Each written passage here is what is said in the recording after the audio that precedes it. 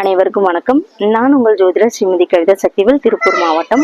இன்னைக்கு நாம இப்ப எங்க வந்திருக்கோம் அப்படின்னா, இன்னைக்கு புதன்கிழமை திருவெண்காடு புதனோட ஸ்தலத்துக்கு வந்திருக்கோம்.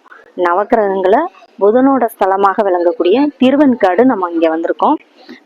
இந்த ஸ்தலத்தோட சிறப்புகள் பாத்தீங்கன்னா நிறைய இருக்கு. ஒவ்வொன்றா சொல்லிட்டு வரேன். வீடியோவை ஸ்கிப் பண்ணாம ஃபுல்லா பாருங்க. முதல்ல பாத்தீங்கன்னா நாம இங்கே சிவபெருமான் வந்து சுவாதிரேணேஸ்வரராக இருக்கிறாரு. அம்மன் வந்து பாத்தீங்கன்னா பிரம்ம வித்யாம்பிகை அம்மனாக இங்க காட்சி எழுதுகிறார். முதல்ல வந்து நம்ம சுவாதிரேணேஸ்வரரை தான் நம்ம வழிபாடு செய்யணும். அதற்கு முன்னாடி அந்த ஸ்தலத்துக்கு, அந்த கோயிலுக்குள்ள போறதுக்கு முன்னாடி அந்த பிரகாரத்துல நடராஜ பெருமான் மரகதலிங்கமாக இருப்பாங்க. தினமும் அங்க அர்ச்சனை அபிஷேகம் நடத்துவாங்க. அந்த மரகதலிங்கத்தையும் நம்ம பார்க்க முடியாது, உள்ளெடுத்து வச்சிருவாங்க. அந்த அபிஷேக டைம்ல மட்டும்தான் வெளியில வச்சிருப்பாங்க. அப்ப அங்க நடராஜ பெருமானை நம்ம வழிபாடு செய்யலாம். இரண்டாவது, வலது பக்கமாக உள்ள நுழைஞ்சோம்னா இந்த பக்கம் பெரிய சிலையாக கஜலட்சுமி தாயார் இருப்பாங்க. அந்த கஜலட்சுமி தாயாரை முதல்ல வணங்கிக்கணும். இரண்டாவதாக அகோரமூர்த்தியாக இங்க வந்து சிவபெருமான் காட்சி தருகிறார். அப்ப அகோரமூர்த்தியை நம்ம அங்க வந்து வழிபாடு செஞ்சுக்கணும். அதன் பிறகு நம்ம சுத்தி வரும்போது அங்க பாத்தீங்கன்னா ஸ்வேதன பெருமாள் அப்படின்னு சொல்லி நாராயணனோட பேர் வந்து ஸ்வேதன பெருமாள் இருக்காங்க. அவரையும் நம்ம தரிசனம் செஞ்சுக்கலாம். அதன் பிறகு ஸ்வேதன மகா காளியம்மன் இருக்காங்க. அவங்களுடைய இதுல வந்து விளக்கு போட்டு நீங்க வழிபாடு செஞ்சுக்குங்க. அந்த சுவாமியை நம்ம கண்டிப்பா வழிபாடு செய்யணும். மிக சக்தி வாய்ந்தது. ஸ்வேதன மகா காளியம்மன் இருக்காங்க. அவங்கள தரிசனம் பண்ணதுக்கு அப்புறம் நம்ம அந்த பிரகாரத்துல இருந்து சுவாதிரேணேஸ்வரரை வழிபாடு செய்யணும். அதன் பிறகு வெளியில வந்ததுக்கு அப்புறம் நேரா அம்பாள் சன்னதிக்கு வரணும். அம்பாள் சன்னதி பார்த்தீங்கன்னா பிரம்ம வித்யாம்பிகை அப்படிங்கிற அம்மன் தான் இங்க காட்சி எழுதியிருக்கிறாங்க.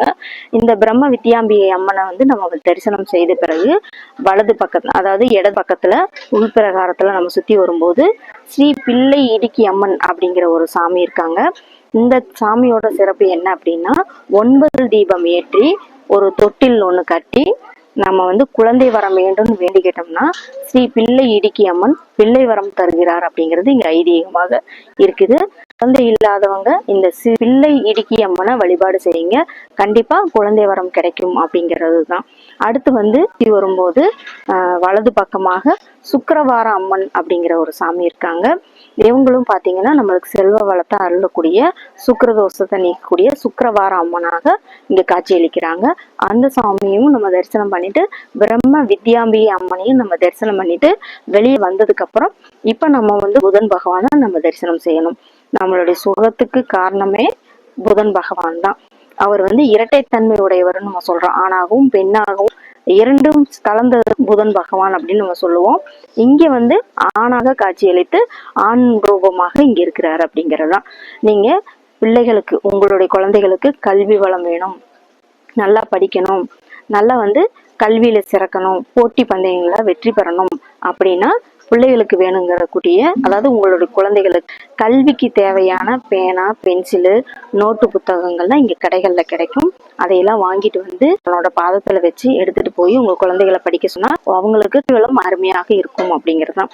நல்லா படிப்பாங்க அப்படின்னு நம்ம இங்க சொல்லலாம். கண்டிப்பாக புதன் பகவான் அதற்குரிய அருளை கொடுப்பாரு அப்படிங்கறதுதான்.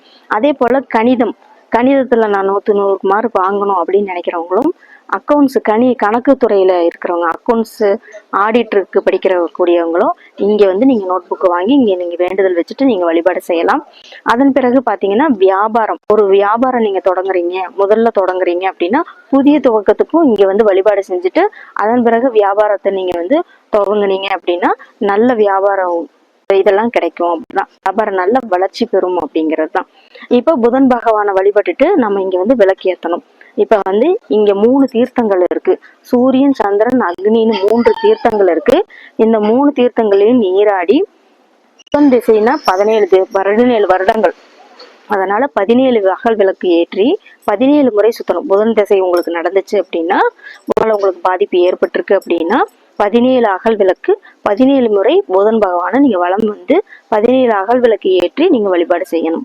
இதுதான் இங்க ஒரு முறையாக இருக்குது, ஐதீகமாகவும் இருக்கு. நீங்க இதை கண்டிப்பா கண்டிப்பா உங்களுக்கு எல்லா வகையான கல்வி செல்வங்கள், 16 வகையான செல்வங்கள் சொல்லுவாங்க, அதுல ஒன்று கல்வி செல்வம்.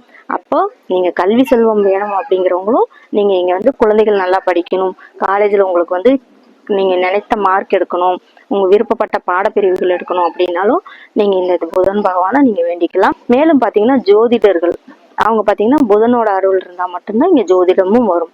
அப்படிங்கும்போது எண் கணித முறை, கைரேகை இது எல்லாமே புதனுக்குரியதுதான். அப்ப புதனுடைய ஸ்தலத்துக்கு புதன்கிழமையில வந்து வழிபாடு செய்வது மேலும் சிறப்பு கொடுக்கக்கூடியது. புதன்கிழமை புதன் ஓரையையும் நீங்க பயன்படுத்திக்கலாம்.